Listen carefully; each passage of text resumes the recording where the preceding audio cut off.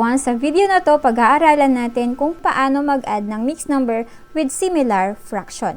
2 and 3 over 12 plus 1 and 5 over 12. Kaya observe natin yung mixed numbers natin, yung dalawang proper fraction natin na 3 over 12 at 5 over 12. Pareho sila ng denominator which is 12. So again, ang step na gagawin natin, i-add lang natin ang whole numbers which is 2 and 1. Okay, so 2 plus 1 is 3.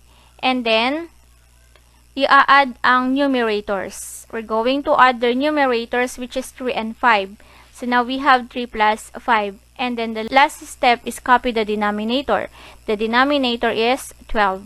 So now we have 3 and 3 plus 5 over 12. Now simplify. We have 3. 3 plus 5 is 8 over 12. Okay? So, since 8 and 12 is my common factor, okay, we need to simplify or find its lowest term. Okay. 3 and 8 over 12. To simplify, we're going to find the greatest common factor or the GCF. Okay? So, to find the GCF, we're going to factor 8. Factor of 8 is 2 times 2 times 2. Factor ng 12, 2 times 2 times 3 equals 12. And then, pipiliin natin yung same factor or yung common factor ng 8 and 12. Which is, ang common factor is 2. Okay, we write 2. Another common is 2. Then, write again 2.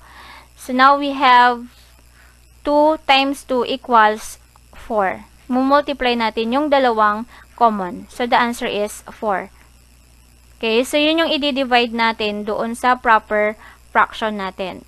Then, now we have 8 over 12 divided by 4 over 4. Then, it is equal to 3, which is the whole number. 8 divided by 4 is 2, and 12 divided by 4 is 3. And the final answer is 3 and 2/3. Ngayon, alam mo na kung paano mag-add ng mixed number with similar fractions.